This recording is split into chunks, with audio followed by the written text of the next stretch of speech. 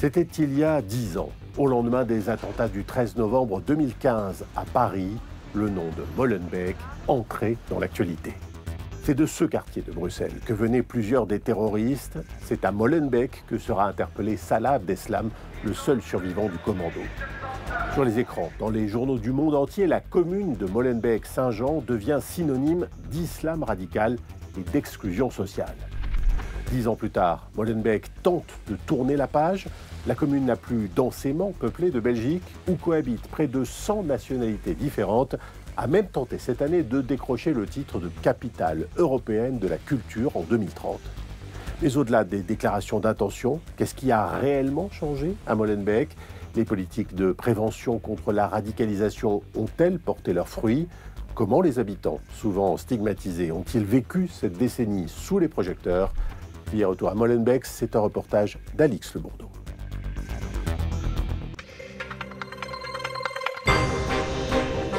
La quasi-totalité des terroristes vient d'ici, vivaient ici en Belgique et plus précisément à Molenbeek, épicentre de l'islamisme radical en Belgique. L'enquête se concentre sur cette commune bruxelloise de Molenbeek.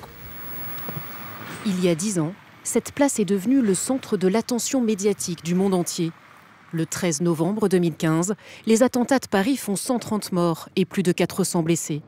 Parmi les assaillants terroristes, plusieurs sont originaires de Molenbeek, où ont fréquenté la commune. Lorsqu'on dit qu'un de vos enfants ou quelqu'un que vous connaissez a commis un acte horrible, c'est d'abord la sidération. On se dit, c'est pas possible.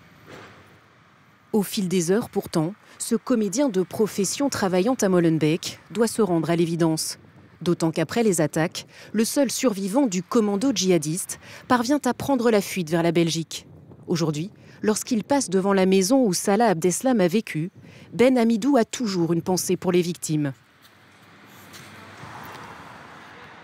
Personne n'est préparé à ce type d'acte immonde et innommable, à cette tragédie. Personne ne se doutait que des terroristes partaient de Molenbeek pour commettre effectivement cet acte-là à Paris.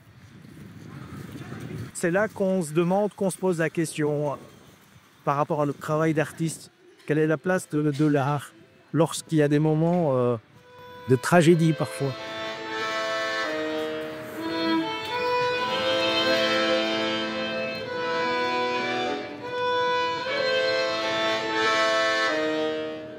Avant même les attentats, le comédien était engagé dans cette compagnie dont le but est de démocratiser la culture.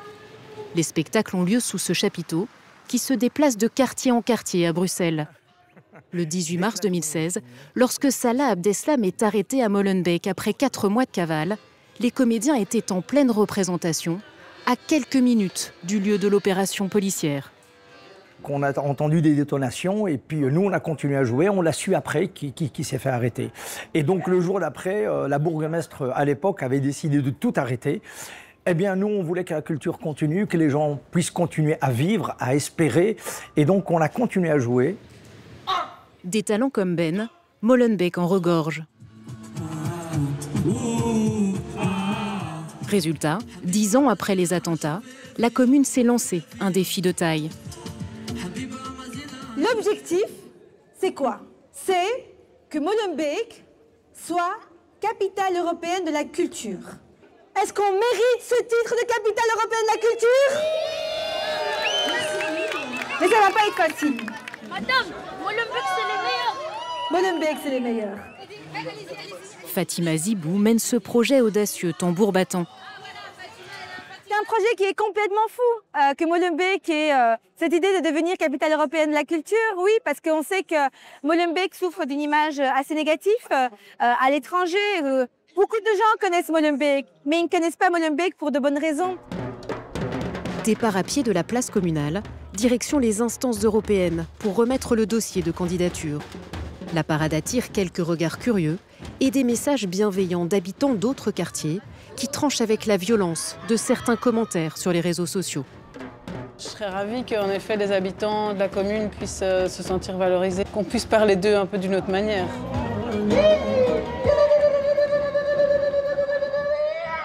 Molenbeek n'apparaît que négativement dans l'actualité.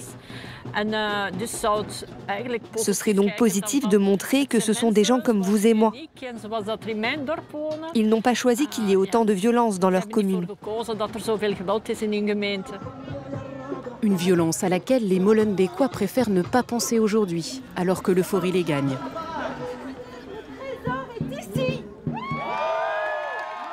Dans ce dossier, un plaidoyer en faveur de la commune et de ses atouts culturels.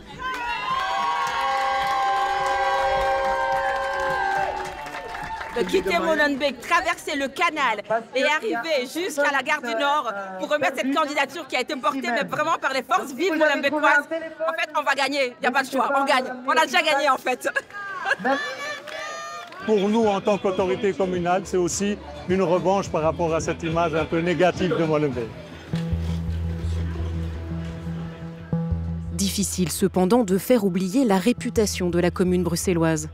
Avant même les attentats de Paris, plusieurs affaires d'attaques djihadistes avaient un lien avec ce quartier populaire.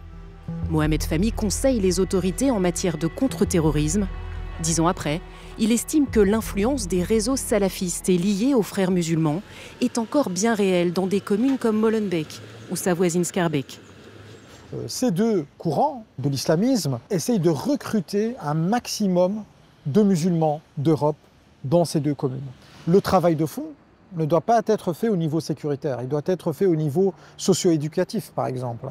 Et dans un contexte de rigueur budgétaire, on observe parfois un relâchement au niveau des politiques publiques. Autre inquiétude, les nouveaux profils de djihadistes. En 2 ans, le nombre de dossiers impliquant des mineurs a doublé. Ce sont surtout des personnes auto-formées en ligne qui vont parfois naïvement, parfois consciemment, diffuser sur leur propre compte, Instagram, TikTok, des contenus propagandistes. Aller à la rencontre des jeunes de milieux défavorisés, c'est justement le but de cette association. Aujourd'hui, cette petite caravane mobile s'installe près de la zone des étangs noirs, un quartier pauvre, terreau idéal pour des recruteurs islamistes. Mais ce qui occupe avant tout cette association, c'est le décrochage scolaire. En Belgique, la région de Bruxelles est la plus touchée et les chiffres sont en augmentation. Pour tenter de repérer les cas critiques, l'équipe s'appuie sur ces pancartes. L'idée, c'est vraiment d'aller questionner le public qui vient vers nous, qui va s'arrêter devant ces pancartes. Des mantras de développement personnel, des jeux vidéo pour attirer les plus jeunes et surtout un punching ball. 1, 2, 3, 4, 5, 6, 7, 8, 9, 10. Ouais, tu gères. Quoi, t'aimes pas l'école? Non, attends, ça m'intéresse. Tu n'aimes pas l'école? Qu'est-ce que t'aimes pas à l'école? Je sais pas, il parle trop et tout, j'aime pas. Sur ce punching ball, si tu regardes de près, tu peux voir qu'il est mis des indications dessus comme sport, famille, jeu, école, police, rue. Et alors on peut, à travers le jeu, créer du dialogue parce que tu te rends compte par exemple qu'un jeune va taper très fort dans le travail.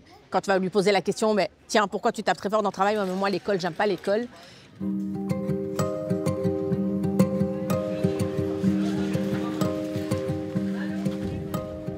Salut, ça va?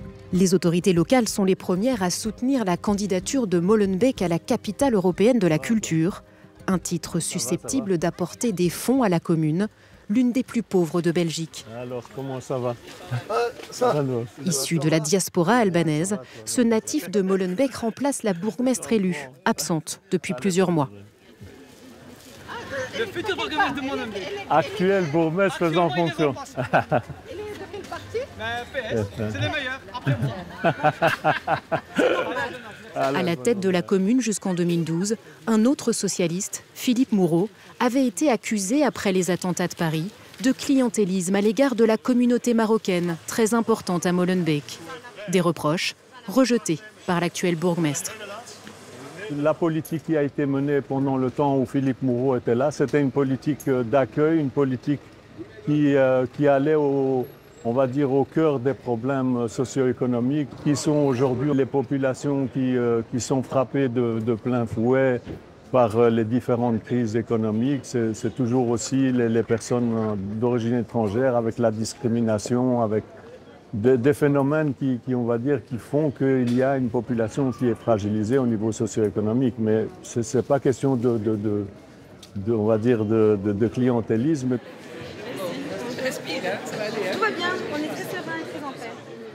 Après des mois de travail, le jour du verdict est arrivé pour Fatima Zibou et son équipe. Dans quelques minutes, elle va savoir si Molenbeek a réussi son pari. The city of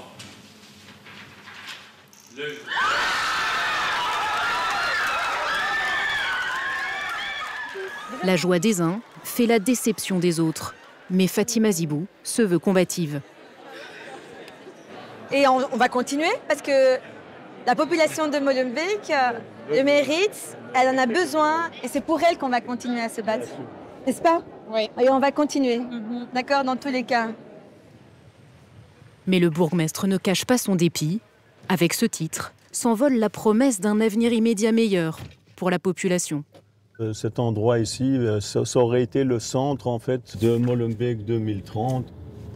De la part des personnes du jury, c'est qu'ils voulaient en fait quelque chose de plus carré. Donc ils ont été dans une ville qui a moitié moins de population que Molenbeek, où les moyens financiers existent, où la population est beaucoup plus aisée. C'est un manque de vision déconcertant de la part de ce jury qui aurait pu en fait miser sur quelque chose qui aurait permis d'apporter des solutions dans une commune qui en a vraiment besoin. La culture pour contrer les nombreux mécanismes de recrutement à l'œuvre à Molenbeek, de la part des réseaux islamistes, mais aussi des gangs de la drogue. C'est la même chose qui est utilisée pour le radicalisme religieux, mais c'est aussi utilisé par les réseaux criminels qui viennent recruter, quoi. Donc pour recruter, il faut aller là où il y a une fragilité socio-économique parce que la propension, on va dire, à être influencé est plus grande lorsqu'on a affaire à un public qui est fragilisé. Je suis pas tout seul à être tout seul, ça fait déjà ça de moins dans la tête. Et si je comptais combien on est, beaucoup, tout ce à quoi j'ai... Nous retrouvons Mouna, toujours en lutte contre le décrochage. Elle encadre ici un groupe de jeunes adultes inactifs, dont beaucoup préfèrent ne pas montrer leur visage.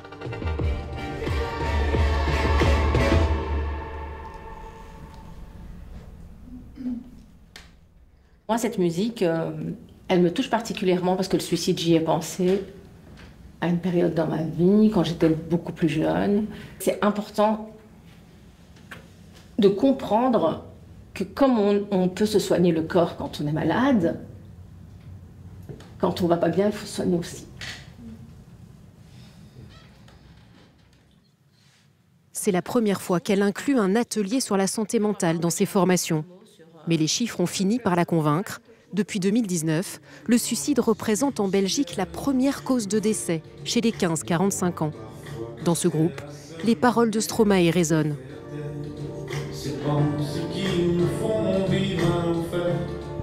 Il arrive à mettre des mots sur ce que je n'arrivais pas à formuler moi. Donc ça m'a aidé à comprendre certaines choses, même s'il a fallu du temps pour remonter la pente. Mais... Objectivement, le suicide, c'est peut-être la seule réponse tangible qu'on peut trouver à l'absurdité de la vie en vrai. Mouna en est convaincue, la santé mentale doit être au cœur des politiques de prévention, particulièrement dans des quartiers défavorisés, comme Molenbeek. Ces jeunes-là, à cette époque-là, il y a 10 ans, peut-être bien que si on leur avait donné la place, on les avait écoutés, on les avait peut-être reconnus dans ce qu'ils sont ici, chez nous. Peut-être qu'on aurait pu éviter certaines choses. Je ne dis pas qu'on aurait pu tout éviter, mais peut-être. En attendant, ils ont été vus et reconnus par un autre groupe qui n'était pas forcément bienveillant et ils se sont fait embrigader dans quelque chose dans lequel peut-être ne serait jamais allé s'il y avait eu une autre approche ici. Encadrer, accompagner et prévenir pour ne jamais oublier l'horreur de ce qui s'est passé à Paris il y a 10 ans.